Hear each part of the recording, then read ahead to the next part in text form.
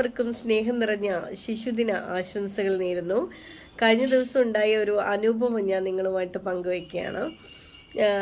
ഇന്നലെ കൗൺസിലിംഗ് റൂമിൽ എൻ്റെ ബാഗ് തട്ടി ഒരു ഫ്ലവർ വൈസ് വീണു. അപ്പോൾ വീണ ശബ്ദം കേട്ടിട്ട് പെട്ടെന്ന് 3-4 പേര് ഓടി വന്നു റൂമിൽ. എന്തു പറ്റി എന്ന് ചോദിച്ചിട്ട്. അപ്പം ഞാൻ പറഞ്ഞു ഫ്ലവർ വേസ് ഒന്ന് താഴെ വീണതാ.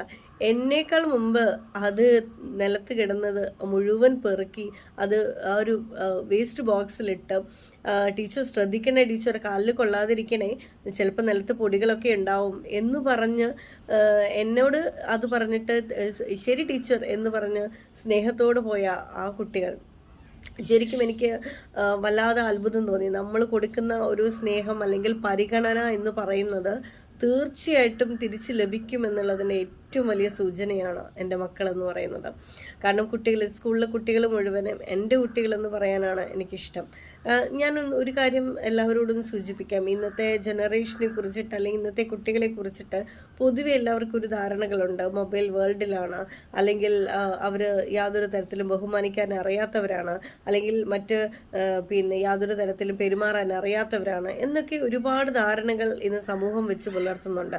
പക്ഷേ ഞാനൊരു കാര്യം പറയാം. സ്നേഹം കൊടുത്താൽ, നല്ല പെരുമാറ്റം അവർക്ക് നൽകിയാൽ, നല്ല ഒരു പരിഗണന അവർക്ക് നൽകിയാൽ അത് അതിനേക്കാൾ കൂടുതൽ തിരിച്ചു തരുന്നവരാണ് ഇന്നത്തെ ഈ ഒരു തലമുറയിലുള്ള കുട്ടികളെന്ന് പറയുന്നത്.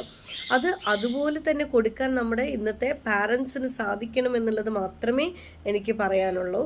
കാരണം കുട്ടികളടുത്ത് നമ്മൾ കുട്ടികൾ മാത്രമല്ല, നമ്മൾ അത് പക്ഷികളാവട്ടെ, ഏതൊരു മനുഷ്യരാവട്ടെ, ഏത് ആളുകളോടാണെങ്കിലും കൊടുക്കുന്നതേ കിട്ടുള്ളൂ, തിരിച്ചു കിട്ടത്തുള്ളൂ.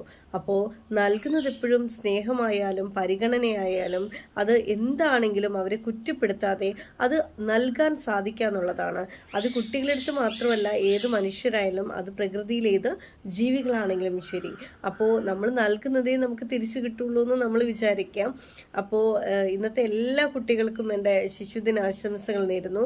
എല്ലാവരും സ്നേഹത്തോടെ നല്ല നിറഞ്ഞ മനസ്സോടു കൂടിയിട്ട് മുന്നോട്ട് തന്നെ യാത്ര തുടരുക. എല്ലാ പരിഗണനയും സപ്പോർട്ടും ഇനിയും ഉണ്ടാകും. എല്ലാവർക്കും നല്ലൊരു ദിനം നേരുന്നു. Thank you so much.